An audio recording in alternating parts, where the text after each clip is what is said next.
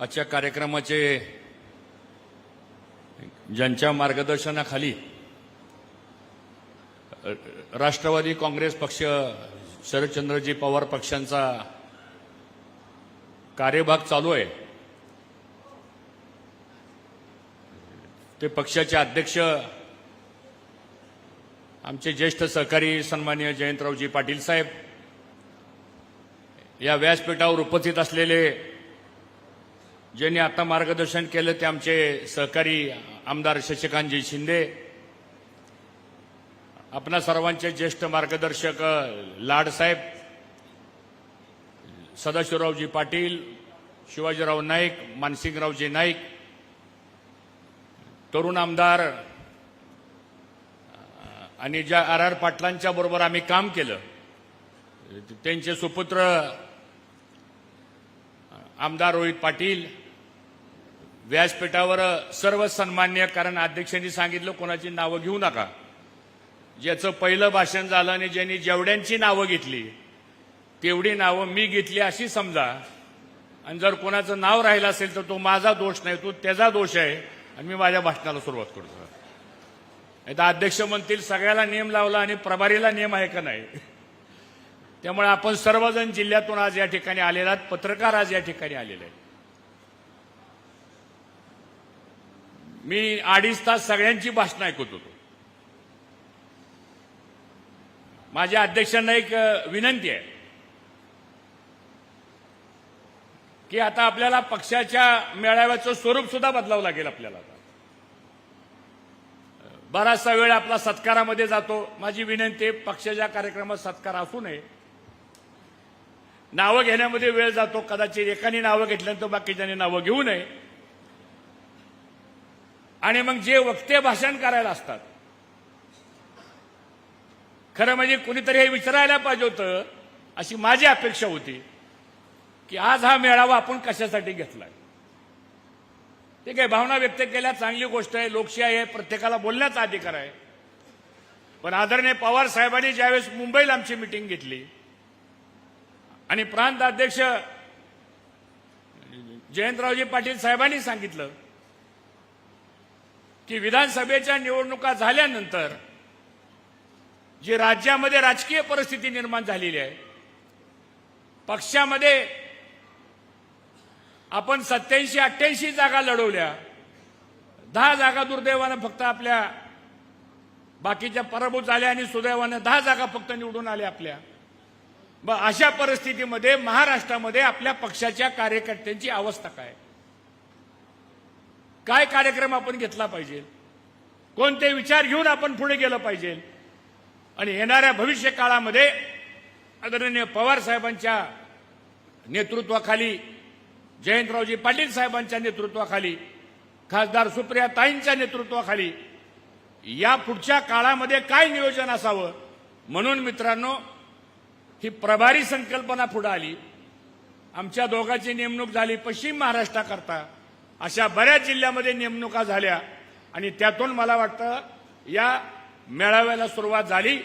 मी अभिमानानं सांगेल, महाराष्ट्रातला विधानसभेच्या नंतरचा पहिला प्रभारीच्या बरोबर पक्षाचा मेळावा जर कुठे होत असेल तर तो सांगली जिल्ह्यामध्ये होतो, याचा आम्हाला सर्वांना मनापासूनचा आदर आहे. आणि म्हणून हा मेळावा घेण्याच्या पाठीमागची माझ्या दृष्टीनं 5च कारण आहेत. मी जास्त भाषण करणार नाही. पहिलं कारण असं आहे की आता कार्यकर्त्याला असं वाटतं आपलं काय होणार आहे. आता कार्यकर्त्याला, पदाधिकाऱ्याला वाटतं आता आपल्या पक्षाची भूमिका काय राहणार आहे. निर्विवाद बहुमत महायुतीचं महाराष्ट्रामध्ये आलेलं आहे, लोकांनी मॅन्डेट दिला, त्याच्याबद्दल काय भाष्य करायची आवश्यकता आहे असं मला वाटत नाही. मग आता एका बाजूला 235 आमदारांचं सरकार स्थापन झालेलं आहे आणि दुसऱ्या बाजूला आपण 40-45च्या संख्येनं सभागृहामध्ये आपल्याला लढावं लागेल.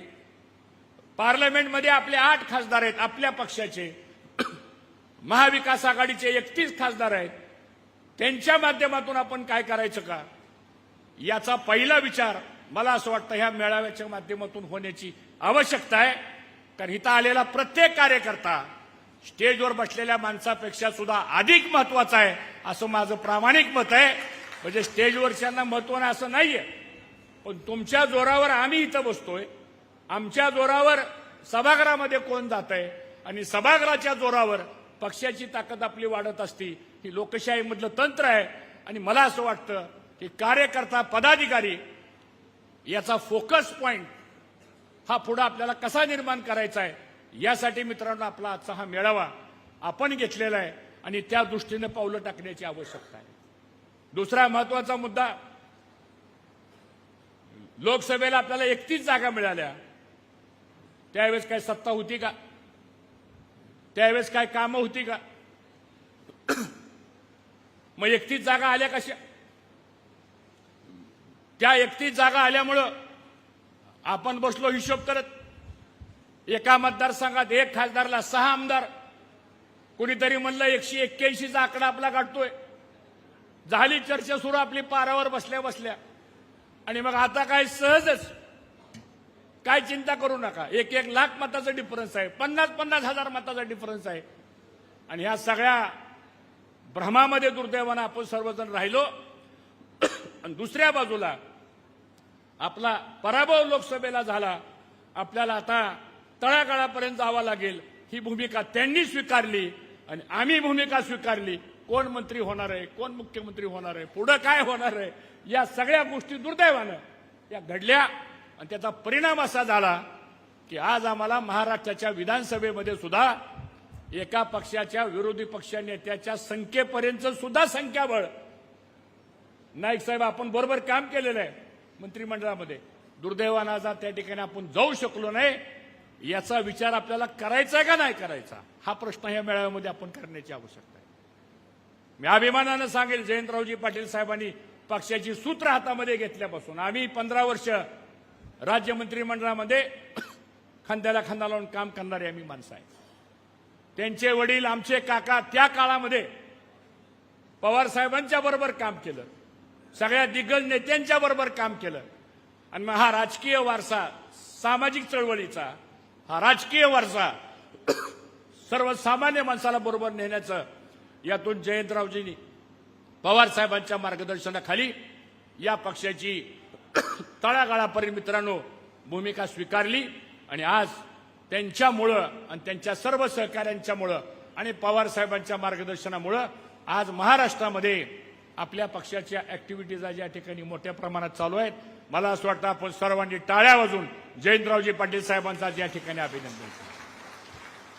हे काम सोपं नाहीये, बोलणं सोपं आहे, काम करणं फार अवघड आहे मित्रांनो. आणि म्हणून मग आपल्याला आता विचार करावा लागेल, कालच्या विधानसभेच्या पराभवाची कारणं काय. अनेक कारण आहेत, त्याचा शोध घ्यावा लागेल, त्यातून बोध घ्यावा लागेल आणि त्यातून दिशा घेऊन आपल्याला पुढे जावं लागणार आहे. शोध काय? बऱ्याच मतदारसंघात गेल्यानंतर माणसं बोलतात, माझ्याही मतदारसंघात माणसं बोलतात, भाऊ आम्ही तुम्हाला मतदान केलं, मग आमचं मत गेलं कुठं. मी नाही, मतदार विचारतो, सांगतो. आज जयंतरावजी माझ्या मतदारसंघात तुम्ही आला होता, 332 बूथ आहेत, फक्त 16 बूथवर मी आघाडीवर आहे. असं कधी घडलंय का? सांगा बूथ 16 बूथवर फक्त.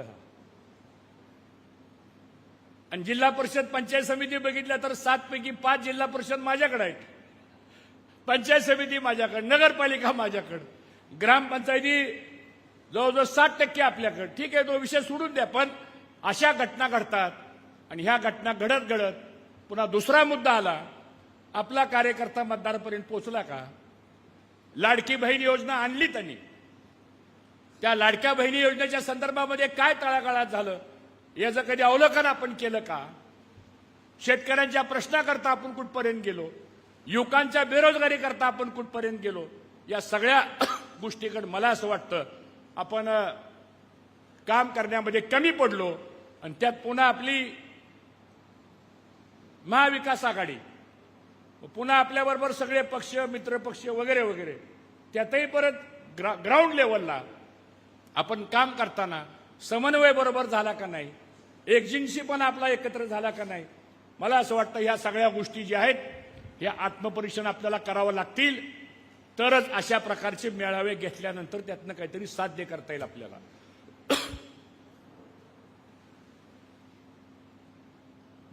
याचबरोबर आता स्थानिक स्वराज्य संस्थेच्या निवडणुका येणार आहेत. सुप्रीम कोर्टामध्ये मॅटर चालू आहे. कोणती तारीख आहे अजून आपल्याला कळायला मार्ग नाही. आता दिली तारीख 5 मे, म्हणजे ह्याचा अर्थ 5 मे नंतर कोर्टाला सुट्ट्या, पुन्हा जूनमध्ये सुप्रीम कोर्ट सुरू होणार. काय होईल मला काय माहित नाही. पण आज ना उद्या कधीतरी ह्या निवडणुका लागणार आहेत. त्या निवडणुकीची तयारी शशिकांत शिंदे साहेब म्हणल्याप्रमाणे आपल्याला ताकदीनं करावी लागणार आहे. करणार का नाही तयारी आपण सांगा. होय का नाही? जरा असं काहीतरी जोश ठेवा. जरा सांगतो तुम्हाला, लढायचंय आपल्याला. राष्ट्रवादी काँग्रेस पक्ष स्थापन झाल्यापासून आपण कायम सत्तेत आहे. 2-4 वर्ष सोडली जयंतरावजी तर कायम सत्तेत आहे. त्यामुळं आपल्याला असं वाटतं की आता आपल्याला सत्ता नाही, होईल काय आपलं? काय 7-12 बदलतंय कोण आपला? होणार आहे काय? लोकशाही आहे. लोकसभेचं वातावरण विधानसभेला राहिलं नाही. विधानसभेचं वातावरण कदाचित स्थानिक स्वराज्य संस्थेच्या निवडणुकीला बदलणार आहे. हे बी आपल्याला आज या ठिकाणी प्रामुख्यानं सांगतो. त्यामुळे बदल होतील, चिंता करायची काही कारण नाही सांगतो. त्यांच्या समोर जात असताना, लोकांच्या पुढे जात असताना आपला पक्ष हा ग्राउंड लेवलला हे कामच करावं लागेल आपल्याला सांगतो तुम्हाला. आता आपलं काम काय? विकास काम आपलं काम नाही आता, कारण आपल्याकडे सत्ताच नाहीये. लाडसाहेब आपलं काम काय आता? आपलं काम आहे पहिलं मागणी करणं, हे आपलं कामच आहे आता. दुसरं काम आहे आपलं आंदोलन करणं.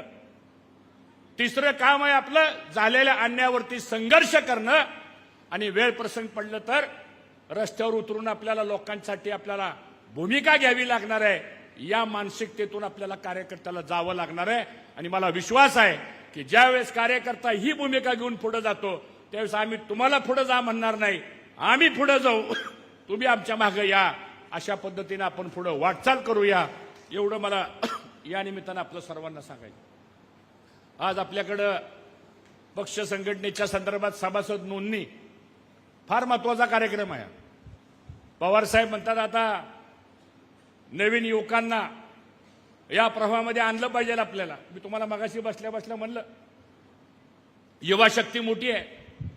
आमची राजकारणाची सुरुवात सुद्धा युवक संघटनेच्या माध्यमातून झाली. आम्ही काय असं अचानकपणे पदं मिळाली नाहीत. संघर्ष केला. पंचायत समितीला आलो, जिल्हा परिषदला आलो, सोसायटीचं चेअरमन झालो, दूध संघाचं चेअरमन झालो, संचालक झालो, कारखान्याचं संचालक झालो, मग आमदार झालो, मग राज्यमंत्री, मग कॅबिनेट मंत्री. सांगतो हा संघर्ष केल्याशिवाय काय मिळत नाही मित्रांनो सांगतो. आणि म्हणून आपल्याला ही तयारी सुद्धा या पुढच्या काळामध्ये आपल्याला मित्रांनो करावं लागणार आहे. तिसरा महत्वाचा मुद्दा असा आहे आपल्याला की आज जनतेमध्ये घबराट निर्माण झालेली आहे. महिलांच्या मध्ये तर खूप अशांतता निर्माण झालेली आहे. कारण 2,65,00,000 महिलांना लाडकी बहीण योजना मिळाली. चांगली गोष्ट आहे. त्यावेळेचं बजेट होतं 46,000 कोटीचं. काल वित्तमंत्र्यांनी बजेट मांडलं, सांगितलं 34,000 कोटीची प्रोव्हिजन झाली. म्हणजे याचा अर्थ सरळ आहे की 11,000 कोटी रुपये कमी झाले. म्हणजे 55,00,000 महिला भगिनी आमच्या त्या यादीतनं बाजूला गेल्या. अजून किती कमी होतील काय होतील मला माहित नाही. मग ते काम हातात घ्यावं लागेल आपल्याला. गावागावामध्ये कोणत्या महिलेचं नाव कमी झालेलं आहे हे बघावं लागेल आपल्याला. त्याची यादी आहे, महिला बाल विकास अधिकाऱ्याकडे आहे, तालुक्याच्या पंचायत समितीच्या बीडीओकडे आहे, तहसील कार्यालयामध्ये यादी आहे. अंगणवाडी पर्यवेक्षिका जी आहे ती 10 अंगणवाड्याला एक असते, तिच्याकडे ती यादी आहे. त्या याद्या आपल्याला कार्यकर्त्यांना घ्याव्या लागतील आणि त्या महिलांपर्यंत जावं लागेल की तुझा उपयोग फक्त विधानसभेच्या मतदानापुरता झाला. आता विधानसभेची निवडणूक संपली, नाव तुमचं कमी झालं, काय करायचं सांगा. ती कुणाला मत देईल? ती कुणाला मत देईल सांगा. हा, एवढंच काम करायचं आपल्याला. दुसरं काम, दुधाला 5 रुपये जयंतरावजी त्यांनी अनुदान जाहीर केलं होतं. आता मी काल माहिती घेतली, काल पुण्यामध्ये कृती समितीची एक बैठक झाली. मी पण 4 दिवसापूर्वी अमोलला गेलो होतो. एक कॉन्फरन्स होती आणि मला तिथं बोलवलं होतं. 4 दिवसापूर्वीचीच गोष्ट आहे. मी अमोल डेअरीला गेलतो. तिथं खैरा डिस्ट्रिक्टच्या युनियनच्या चेअरमननी मला बोलवलं होतं. तर आता अशी परिस्थिती आहे महाराष्ट्रामध्ये, 5 रुपयाचं अनुदान बंद झालं. उद्या आपण सभागृहामध्ये तुम्ही सर्वजण आहात, माझी विनंती आहे की हा दुधाचा प्रश्न मांडा. दुधाचं शॉर्टेज व्हायला लागले. आता दूध आणि साखर या 2 ज्या शेतकऱ्यांच्या अत्यंत महत्वाच्या गोष्टी आहेत, त्याच्यावर आपल्याला पक्षाला लक्षच घालावं लागणार आहे. आणि माझी विनंती आहे की ह्या 2 प्रश्नावर आपल्याला वेळ प्रसंग पडलं तर आंदोलन करावं लागेल. पण ह्या शेतकऱ्यांना न्याय देण्याकरता राष्ट्रवादी काँग्रेस पक्षानं भूमिका घेऊन पुढे वाटचाल करावी लागणार आहे, हेही मला या निमित्तानं आपल्या सर्वांना या ठिकाणी सांगायचं. 4था मुद्दा, आता आपल्यातल्या बऱ्याच लोकांना फोन यायला लागले आणि काय माणसं आपली थोडीशी चलबिचल होतात. सांगतो, हा काय चलबिचल होऊ नका सांगतो तुम्हाला. परिस्थिती बदलणार आहे, सकारात्मक राहा, काही अडचण येणार नाही. आदरणीय पवार साहेबांच्यावर विश्वास ठेवून आपल्याला येणाऱ्या पुढच्या काळामध्ये संघटना वाढवायची, संघटना मजबूत करायची आणि ह्या पद्धतीने आपण मित्रांनो पुढे वाटचाल करू. विषय खूप बोलण्यासारखे आहेत, वेळ खूप झालेला आहे, परंतु माझा एवढाच एक मुद्दा आपल्याला सांगायचा आहे की आपल्याला सगळ्याला मिळून पक्षानं मला काय दिलं, नेत्यांनी मला काय दिलं, हा विचार बाजूला ठेवा. मी आता पक्षाकरता काय देऊ शकतो हा विचार डोक्यामध्ये ठेवा. आणि ज्यावेळेस हा विचार डोक्यामध्ये येईल त्यावेळेस येणारा काळ हा आपल्याला सत्तेचाच काळ असल्याशिवाय राहणार नाही. ही भूमिका आपल्याला मित्रांनो घेऊन पुढे आपल्याला वाटचाल करावी लागेल. एवढंच आपल्याला आवाहन करतो. आज इथं आपण सर्वजण एवढ्या मोठ्या संख्येनं आलात आणि मला असं वाटतं मेळाव्याची सुरुवात ही सांगलीपासून झाली, कारण सांगलीमधूनच प्रदेशाध्यक्षांचा हा जिल्हा आहे आणि हा जो काय पॅटर्न सेट केला आपण, याच पद्धतीनं शशिकांतजी आपल्याला सातारला, पुण्याला, कोल्हापूरला, सोलापूरला आपण जाऊ. हे झाल्यानंतर आताच मला अध्यक्ष म्हणाले की ज्या ज्या विधानसभेमध्ये 70,000, 80,000, 1 लाख मतं पडलेत आपल्या उमेदवारांना, काय ठिकाणी 1,10,000 मतं पडलेत आपल्या उमेदवारांना, तिथं सुद्धा आपल्या पक्षाला मानणारा मतदार मोठा आहे, तिथला कार्यकर्ता मोठा आहे, तिथला उमेदवार आपला चांगला आहे.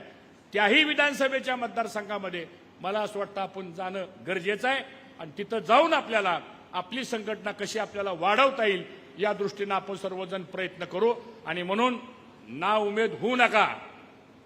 एक स्लोगन दिले आमच्या शशिकांत शिंदे साहेबांनी. काय स्लोगन दिली? जरा एकदा मोठ्याने म्हणावर. जय शिवराय. हे काय सांगलीचा एवढा बारका आवाज असतो काय? जय शिवराय. जय शिवराय. आता ही भूमिका घ्यायची आपल्याला आणि डोळ्यासमोर छत्रपती शिवाजी महाराज ठेवा, डोळ्यासमोर धर्मवीर संभाजी महाराज ठेवा. मुठभर